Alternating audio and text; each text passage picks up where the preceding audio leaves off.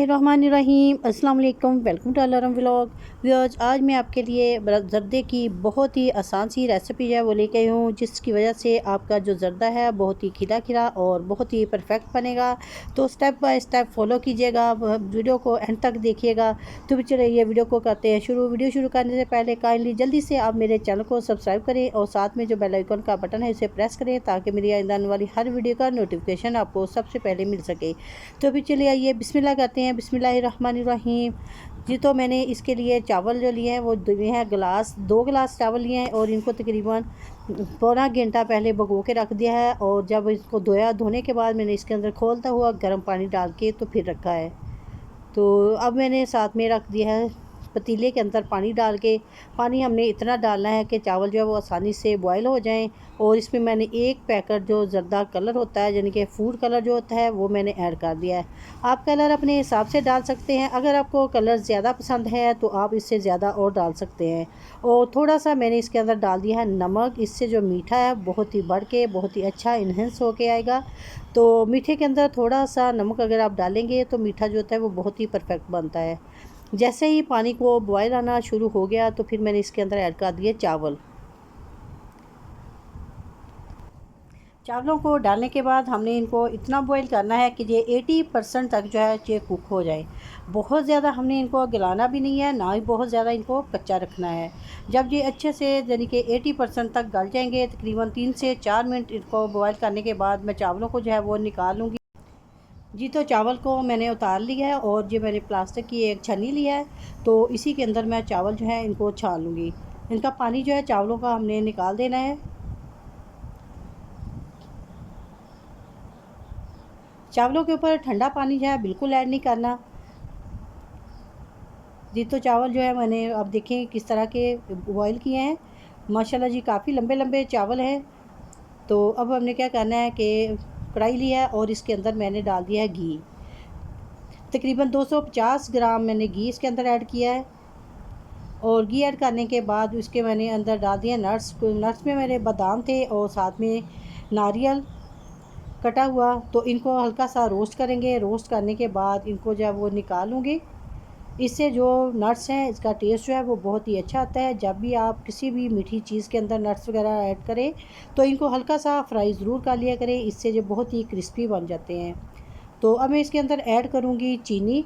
तो जितने चावल लिए थे उसी गिलास से मैं चीनी जो है वो उसकी मेजरमेंट करूँगी।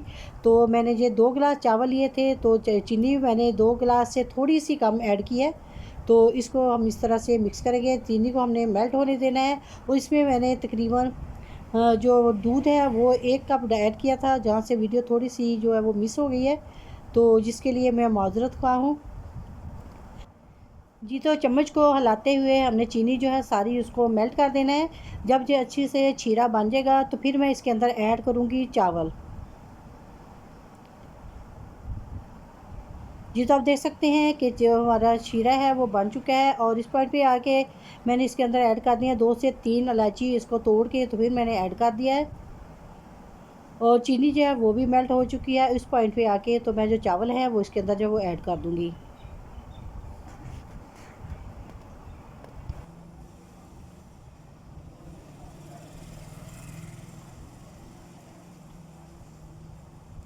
जी, तो माशाल्लाह से मैंने सारे जो चावल हैं उनको ऐड कर दिया है। चावलों को ऐड करने के बाद इनको बिल्कुल हल्के-हल्के हाथों से हमने जो है मिक्स करना है, ताकि चावल जो है बिल्कुल टूटे नहीं।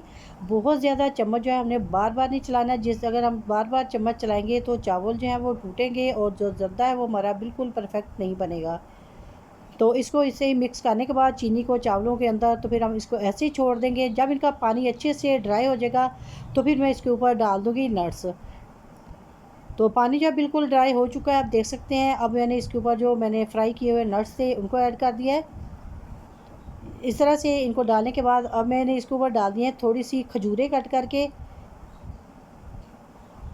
इससे इसके अंदर जर्दे के अंदर खजूरों का टेस्ट जो है वो बहुत ही अच्छा आता है। आपके पास जो भी मेवा जात हो वो आप डाल सकते हैं।